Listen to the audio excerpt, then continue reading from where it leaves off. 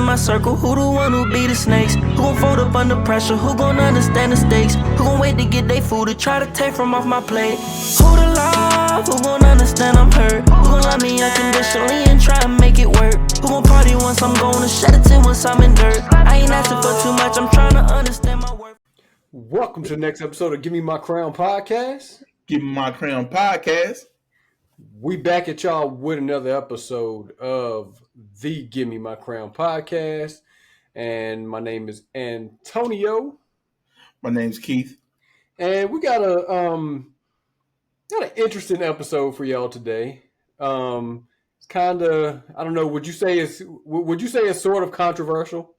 I wouldn't say controversial, right? And I will say, I think it's how you view life, how you view everything. So yeah, I wouldn't say controversial. I mean, and I do think is stuff that we need to know, that we need to teach the community, our community we grew up in, to kind of just to bring awareness on it. So we're kind of going to go into how government assistance can affect our community. And when we say government assistance, we're talking wide range, and we're not going into and this is not a how do I put it? This is not a shot at the government or anything like that. This is just bringing awareness as to how certain help is hurting us. And this is also not a political podcast. It's Correct. Just simply what he just said. Correct. Yeah. So first of all, government assistance, if you look at it in the grand scheme of things, hurts our community. And the reason I say that is because I think it cripples us. And we're going to go into kind of the different areas of it, because you obviously got the area when you're talking about housing, when you're talking about the job market, when you're talking about SNAP, where you're living, just all this different stuff. It all kind of plays into one, but it's all kind of intertwined, and it's all it all essentially is government assistance. Correct. So first of all, so go ahead and start us off. Kind of explain. You can start, I guess, any field you want to start in. Kind of how it's hurting us and how it continues to hurt us, how it has hurt us in the past. I'll start with the most controversial one. It'll be SNAP. Okay. SNAP or HUD.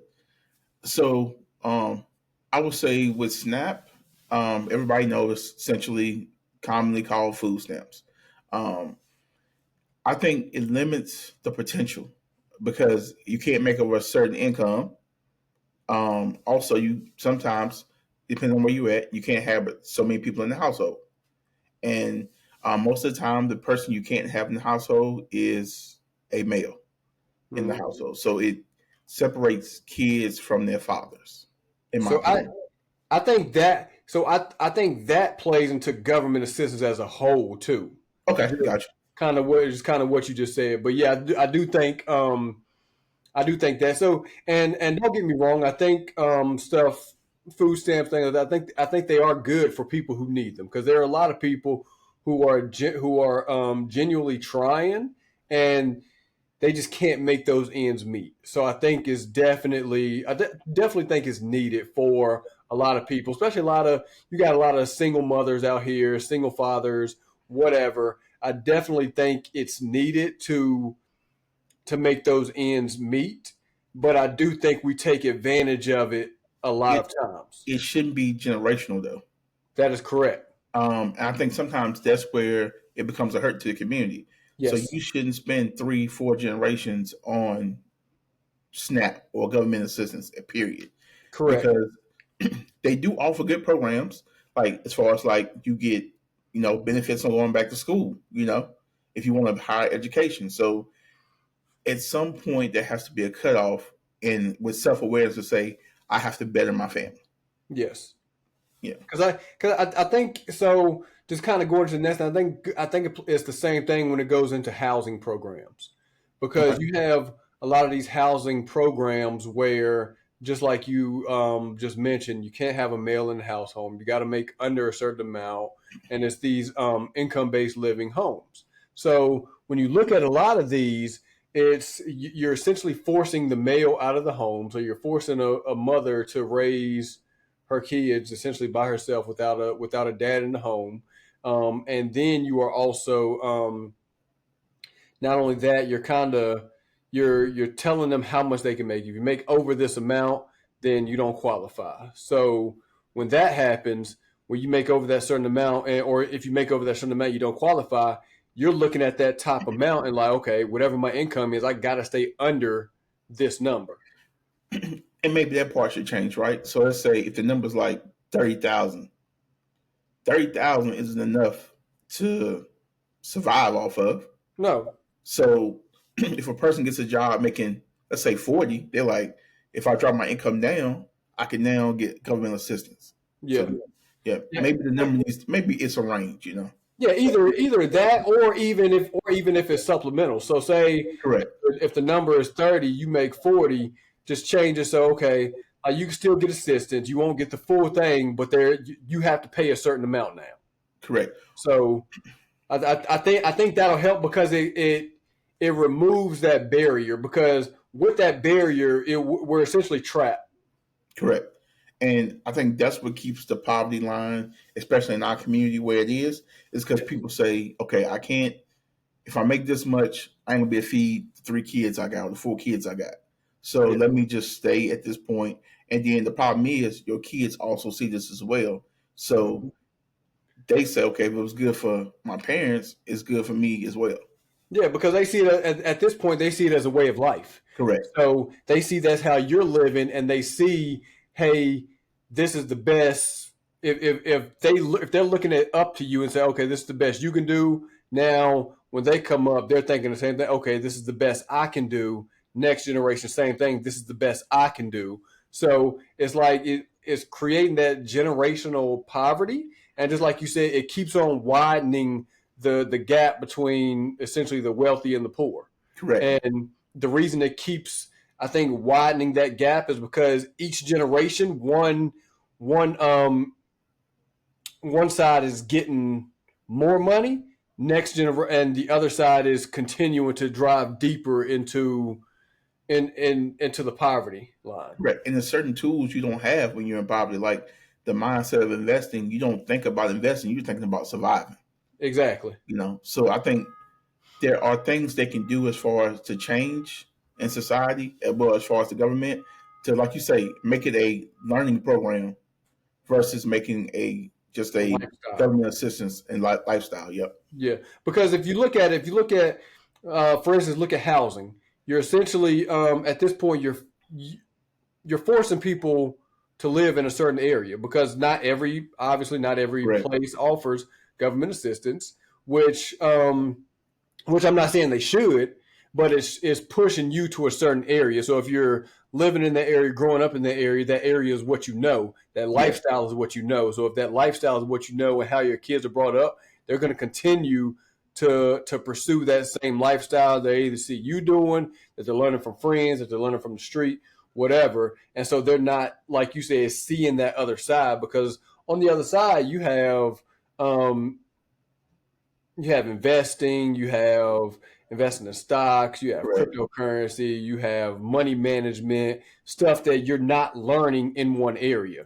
And even when it comes to school, so if you're in one area and you got the wealthy kids, wealthy people in a whole different area, you're going to have different types of schools, because you're going to have different kids going to different types of schools. You're going to have different mindsets coming into those schools. So even at school, you're still playing into that same you're still playing into that same role. Whatever you're learning in the community, most of the time you're going to school with those same kids. So you're not getting exposure outside of your own community, which I think is hurting us, because the exposure outside of our own community opens up a whole new world of things that we would never think of. And that was the word I was going to use, exposure, right? Because what you see is what you can become, right? That's how people think. Like, if I only see, as people say, the hood, the ghetto, in my mind, this is my ceiling. Correct. You know, if you don't have the right people in that community to push you, or in your household to push you, that's as far as you will go. Yeah. Yeah, because if you look at a lot of times in the communities we grew up in, the way out was sports, rapping, or I guess you could say selling drugs, but we all know how that ends, one of two ways. Yeah. So it's either sports or rapping if you want to make it out. Whereas if you look in wealthier communities, it's you can go into nursing, you can go into banking, you can go into owning your own business. It's all these other possibilities that are opened up, that are introduced at a young age, that allows kids to explore more at a young age to continue to grow into that role that they want to be, rather than with our community, we see a few things and feel like that's the be all. And I can speak of my personal experience with that. Like, first one would be funny. Like, it didn't click in my head about the military until you went to the military. I was like, I got family members that been to the military, but it was like when you would say you were going to the Marines, I'm like, dang, y'all could went to the military too. You know, I mean, I won't go in, but I'm saying that was something I could have did. And Yeah. two, as far as like you saying, like it starts in your household as well. Because I think of experience. I'm living in the hood at the time. I hear gunshots flying, and I dive on the floor. You know, and when I get up, I tell my mom like, "Yo, I ain't never lived. We ain't never living like this no more." And she said she saw it in my eyes. She was like, "Okay, I gotta get us out of this community because my son will either sell drugs because he gonna do whatever he gotta do, so we don't live like this."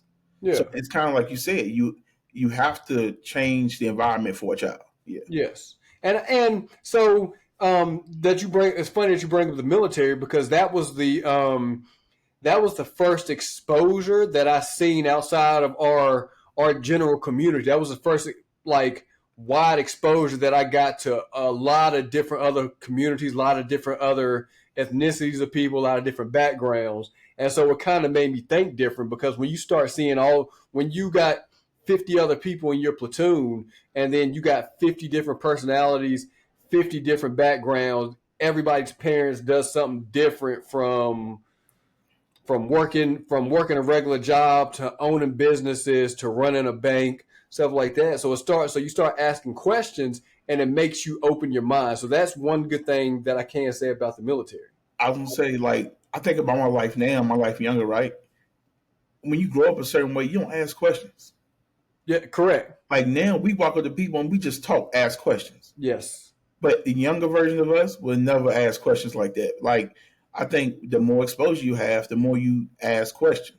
Yeah, because I agree. Because like when we was younger, like take for instance at InvestFest. At InvestFest, we met so many just random people just by sparking a conversation. Oh, we're going on our guys trip. It's like we just meet random people just by sparking a conversation, and sometimes it's crazy to see how much you have in common. Yeah. Whereas when we was growing up, we only talked to people that look like us, people that was from our community. We didn't go outside of our community and just spark conversations with random people, which I think, like I said, that opens up a whole new section of your brain to allow you to just explore a different side of life. Exactly.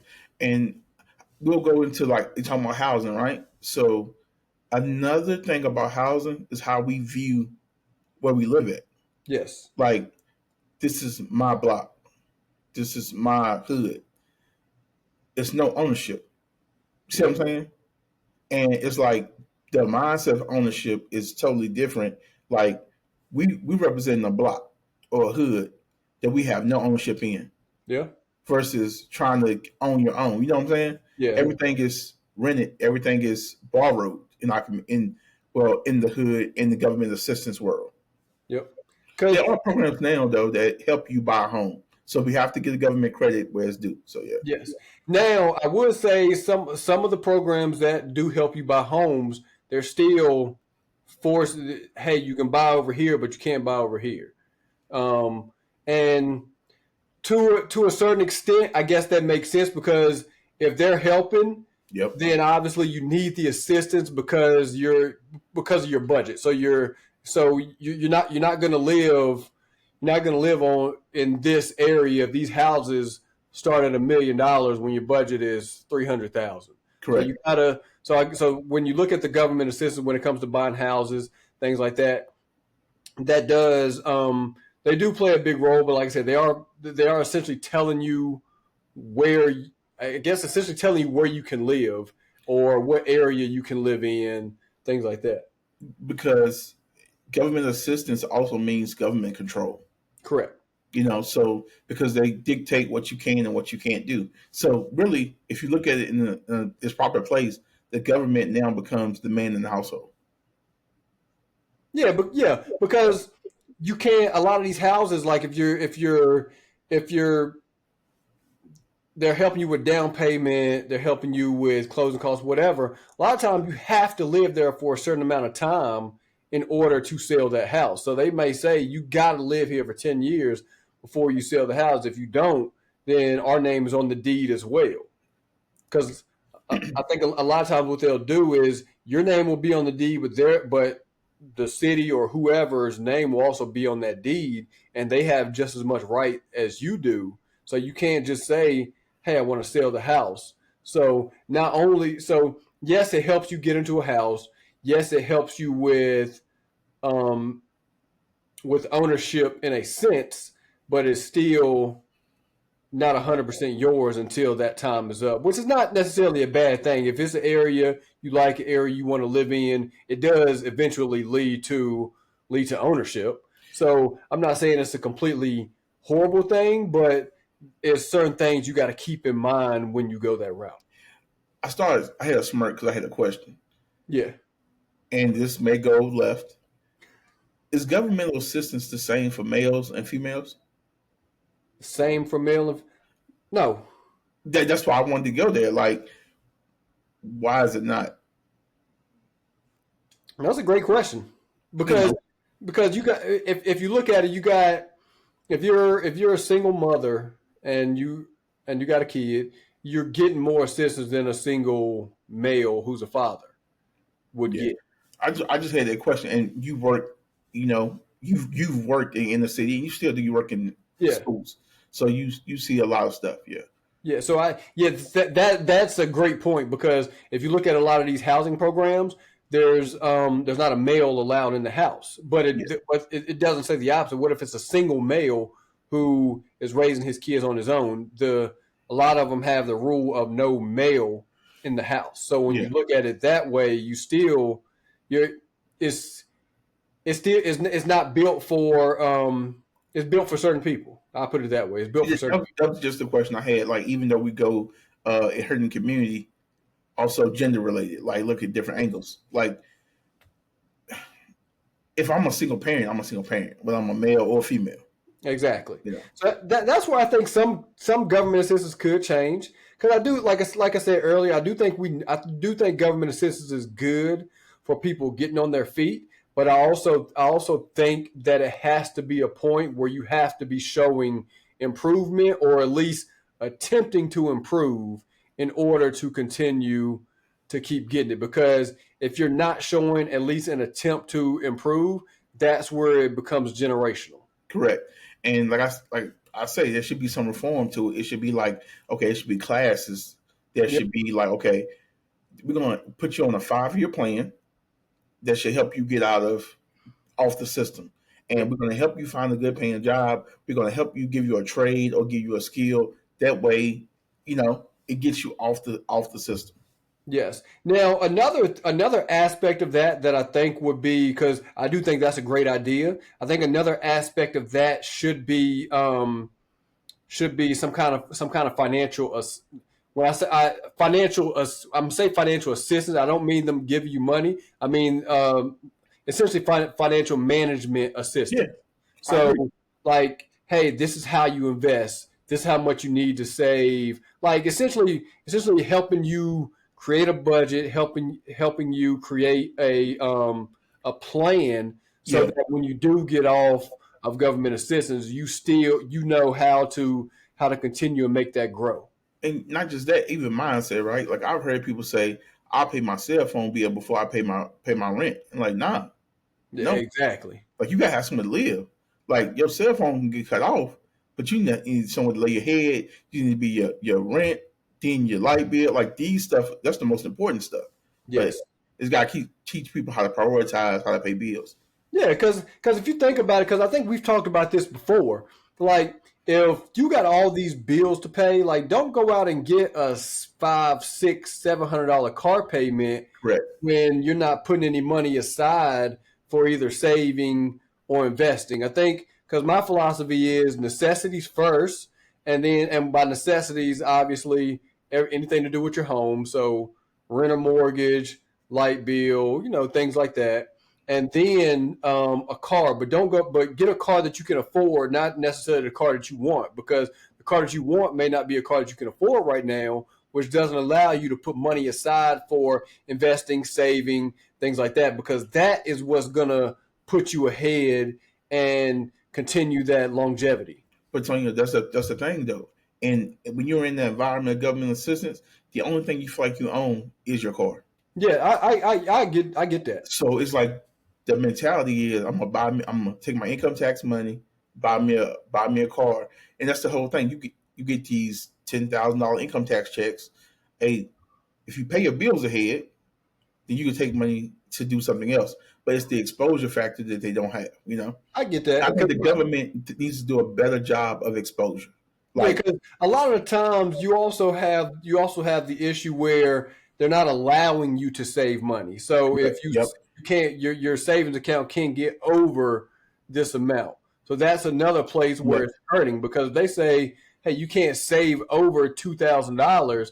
Now the average emergency is because they say when you need an emergency fund, the average is $1,000. Now, as prices increase, that average has gone up. Yes. Probably anywhere from $1,000 to $2,000, the average emergency. So if you can't save over that amount, like you're already in a downswing, because if you can't save over that amount, now you're forced to go in debt, and you're forced to go in debt to take care of that emergency. So and I'm not trying to say the government is bad. I'm just saying, but the way it seems like we want you to depend on us. Yes. So is there really help from does government really want people to get off the system? The reason why I say it, right? So like I read a report that says if we cut government assistance for 5 years, right, we would get the national debt deficit would go to zero. That's a crazy number. That shows you how much we give out in the whole United States in government assistance. Yeah. And so to answer your question, does the government want us to get out? I think it depends on who you ask. Okay. Because a lot of people see certain programs or see certain policies being put in place, and they think it's towards that. They think it's negativity towards a certain group of people, which it could just be, like you said, it could just be that, or if we don't look at it as them taking something away from us, but helping us move away from that poverty line. Does that make sense? It does. But even, okay, I'm a man of numbers, right? So it depends on how you look at things. To say it hurts a certain community, per capita, it hurts a certain community. Yeah. If you go straight numbers, it's a smaller margin. Yeah. You know what I'm saying? I think that's the part that people don't understand. Like per capita, it affects our community. Yes. But we are not the major ones on government assistance. Yeah. Yeah. And I agree, because even though you said, like going back to your question, does the government want us to do better? I think a lot of times, moving on from the government, a lot of times you have businesses who are preying on people in these communities. Because if you look at these payday advance places, these auto loan or not auto loans, you know what I'm talking about, the place where cash advance or title loan places, buy here, pay here places. If you look at all these different places, look at where they're at. You're not going to go to a wealthy community, see a buy here, pay here, see a cash advance, or see a title loan. You're going to go to essentially, quote unquote, the hood, and see, and that's where you see all these places. And it's done like that by design, because they know who needs it. So they're essentially preying on certain people who need these this stuff. Because look at a lot of buy here, pay here. They're not going to be like your big car dealerships. You look at a lot of buy here, pay here. You're looking at sometimes 20, 25% interest rate on these cars. So you're paying almost double for a car than what it's actually worth. Yep. And I'm smiling, people, because he has always talked about these cash advance places. So that's why I started smiling. So, but I think another thing is, and not just that, like Section 8, Yep. you know, hey, look, I'm gonna get a crib. Government gonna pay me money. Somebody gonna get it in my house.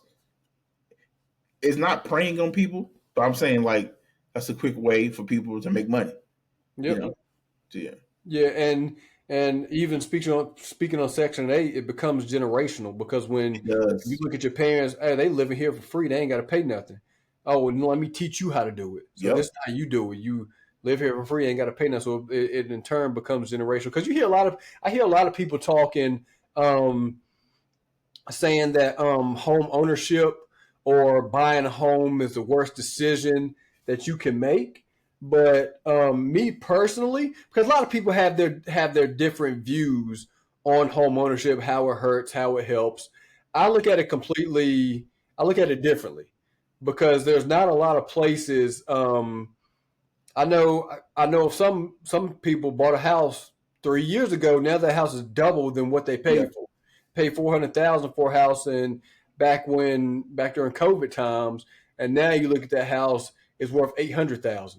Correct. And that's that, and those numbers aren't fudged. Exactly. Yep. So it's a lot of that going on. So there's not many things you can do in order to gain that much capital or to that quick, or an investment that's going to turn around that type of money that quick. Because there's some places now, obviously, like I said, we live in the Charlotte area. There's some places here you can go buy some land, build a house. You're all in 500, maybe a little over 500,000, because it's cheaper to build a house yourself than to go buy one.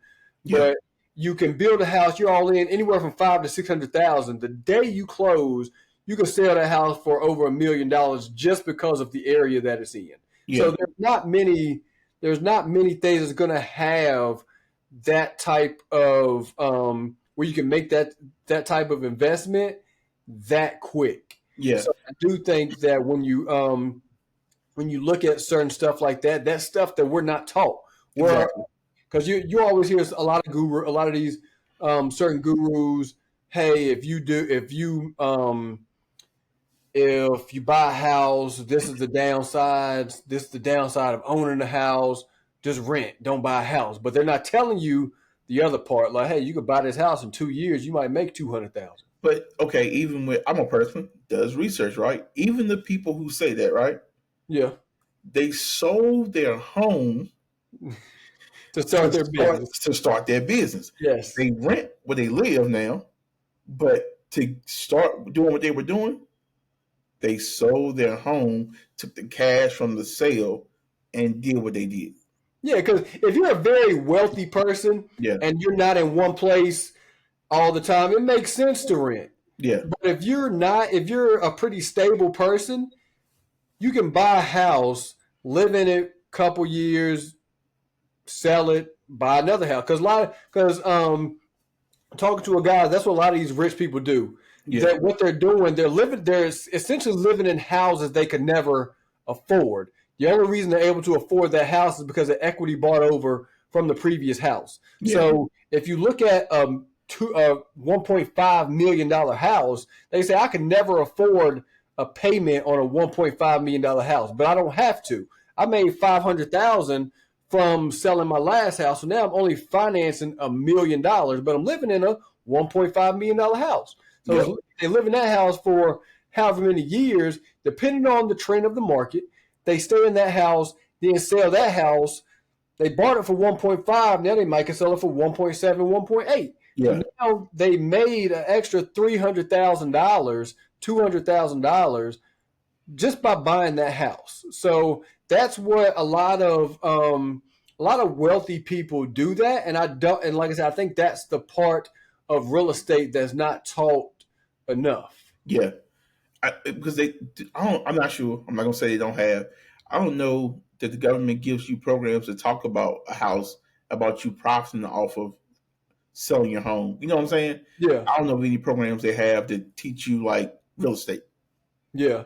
Because like you said, there's one side of owning real estate, but then there's another side of using real estate to your advantage. Yeah, Because it can, like I said, it can be very lucrative if you know what you're doing, and then that's not even going into the whole investing part. yeah. That's just talking about your home where you live. So I think more more programs would definitely be beneficial.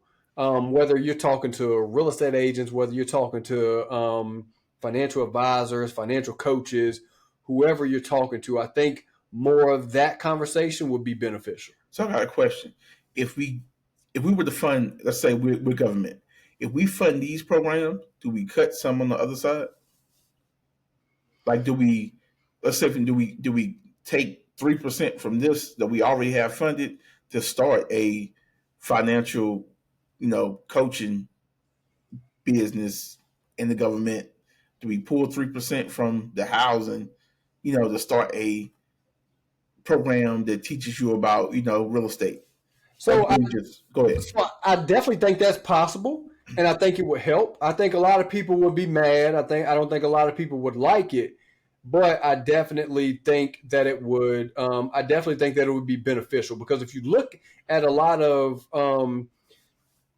if you were to look at everybody on government assistance, not everybody needs government assistance. So if you were to do a revamp and look at who the money is going to, you essentially take it from the people who don't necessarily need it. Don't take it from people who need like I said earlier, there are certain people who actually need it. Don't take it from those people. Take it from the people who are taking advantage of the system essentially. Okay.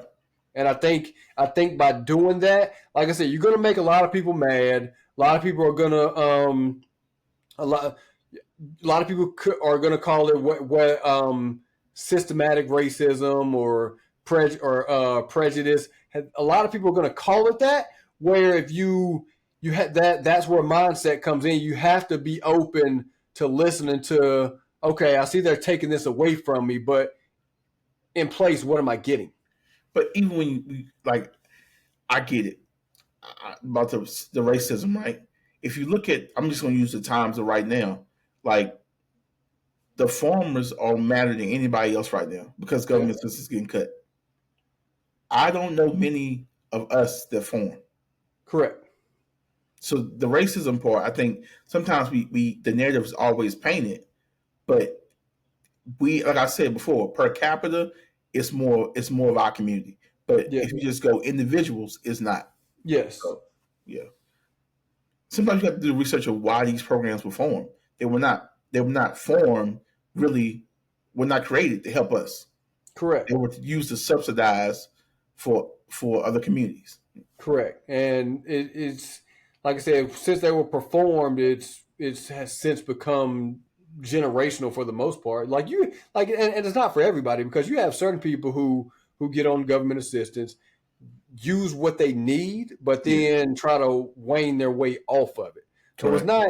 So when we talk about it becoming generational, it's not for everybody because there's a lot of people that use it how it's supposed to be used, Yeah. and they try to better themselves off of that. So that's where it helps. That's where it's good when you're able to kind of wane off of it and create a better life for you and your family because of the help that you receive. Yeah, I agree, man. Like I told you, I lived it.